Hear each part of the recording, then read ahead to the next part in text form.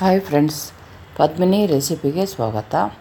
ನಾನು ಆರಾಮಾಗಿದ್ದೇನೆ, ನೀವು ಆರಾಮಾಗಿದ್ದೀರಾ ಅಂತ ಅಂದ್ಕೊಂಡಿದ್ದೀನಿ. ಈ ದಿನ ನಾನು ಡ್ರೈ ಫ್ರೂಟ್ಸ್ ಲಡ್ಡು ಮಾಡೋದನ್ನು ತೋರಿಸ್ತಾ ಇದ್ದೀನಿ. ಅದಕ್ಕೆ ಮುಖ್ಯವಾಗಿ ಬೇಕಾಗಿರೋದು ಬಾದಾಮಿ, ಗೋಡಂಬಿ, ಅಕ್ರೋಡು, ಪಿಸ್ತಾ, ಆಮೇಲೆ ಅಗಸೆ ಬೀಜ, ಆಮೇಲೆ ಕುಂಬಳಕಾಯಿ ಬೀಜ, ಆಮೇಲೆ ಕಲ್ಲಂಗಡಿ ಬೀಜ, ಆಮೇಲೆ ಗಸಗಸೆ, ಆಮೇಲೆ ಬಿಳಿ ಎಳ್ಳು, ಆಮೇಲೆ ಒಣ ಖರ್ಜೂರ, ಮೆತ್ತಗಿನ ಖರ್ಜೂರ ಅರ್ಧ ಕೆ ಜಿ, ಗಟ್ಟಿಗಿನ ಖರ್ಜೂರ ಒಂದು ಅಥವಾ ಕಾಲು ಕೆ ಜಿ ಬೇಕಾಗುತ್ತೆ. ಮತ್ತು ಇದಕ್ಕೆ ಬೆಲ್ಲ ಏನೂ ಸೇರಿಸೋಷ್ಟಿಲ್ಲ, ಯಾಕಂದರೆ ಈ ಖರ್ಜೂರದ ಸಿಹಿನೇ ಸಾಕಾಗುತ್ತೆ. ಇದನ್ನು ಮಾಡೋದು ಭಾಳ ಸುಲಭ. ಮತ್ತು ಇದರಲ್ಲಿ ಹೆಲ್ತ್ ಬೆನಿಫಿಟ್ಸು ತುಂಬ ಇದೆ. ಎಲ್ಲ ನಮಗೆ ಏನೇನು ಬೇಕೋ ಅದೆಲ್ಲನೂ ಶರೀರಕ್ಕೆ ಸಿಗುತ್ತೆ. ಮತ್ತು ಶಕ್ತಿವರ್ಧಕ, ತುಂಬಾ ನಮಗೆ ಎನರ್ಜಿಟಿಕ್ ಆಗಿ ಇಡುತ್ತೆ ದಿನವೂ. ನಾನು ಅರ್ಧ ಕೆ ಜಿಯಷ್ಟು ತೊಗೊಂಡಿದ್ದೀನಿ ಫ್ಲೆಕ್ಸೀಡು.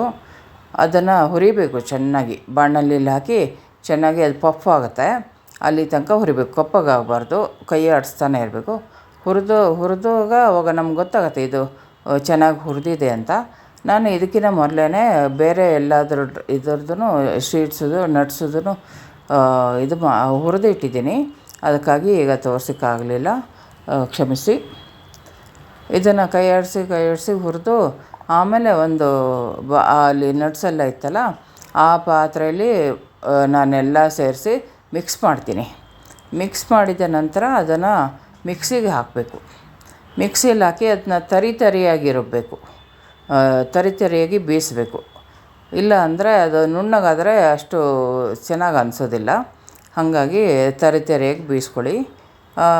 ಈಗ ಹುರಿದಾಗಿದೆ, ಅದು ಸ್ವಲ್ಪ ತಣ್ಣಗಾಗಲು ಬಿಟ್ಟು ಆಮೇಲೆ ಮಿಕ್ಸ್ ಮಾಡ್ತಾಯಿದ್ದೀನಿ ನಾನು. ಇವಾಗ ಇದು ನಟ್ಸ್ ಎಲ್ಲ ತಣ್ಣಗಾಗಿದೆ, ಅದಕ್ಕೆ ಇವಾಗ ಫ್ಲೆಕ್ಸೀಡ್ ಕೂಡ ತಣ್ಣಗಾಯಿತು. ಅದನ್ನು ಮಿಕ್ಸ್ ಮಾಡ್ತಾಯಿದ್ದೀನಿ. ಇದೆಲ್ಲ ಮಿಕ್ಸ್ ಮಾಡಿ ಈಗ ಮಿಕ್ಸಿಗೆ ಹಾಕ್ತೀನಿ.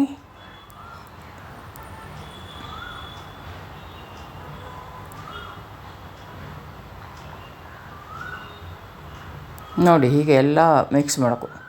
ಎಲ್ಲನೂ ಬೆರಿಬೇಕು, ಇದರಲ್ಲಿ ಬೆರಿಬೇಕು. ಆ ಥರ ಮಿಕ್ಸ್ ಮಾಡ್ತಾಯಿದ್ದೀನಿ. ಈಗಲೇ ನಾವು ಡ್ರೈ ಫ್ರೂಟ್ ಖರ್ಜೂರನ ಹಾಕಬಾರ್ದು. ಈಗಲೇ ಖರ್ಜೂರನ ಹಾಕಿದರೆ ಅಂಟ್ಕೊಂಡ್ಬಿಡುತ್ತೆ.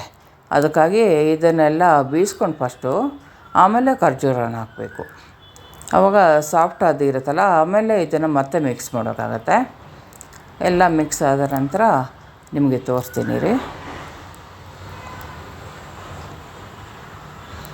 ಇದನ್ನು ನಾನು 3 ಸಲ ಮಿಕ್ಸಿಗೆ ಹಾಕ್ತಾಯಿದ್ದೀನಿ. ಯಾಕಂದರೆ ಒಂದೇ ಸಲ ಹಾಕಿದರೆ ಸರಿ ಬರೋದಿಲ್ಲ, ಹಾಗಾಗಿ 3 ಸಲ ಮಿಕ್ಸಿಗೆ ಹಾಕ್ತಾಯಿದ್ದೀನಿ.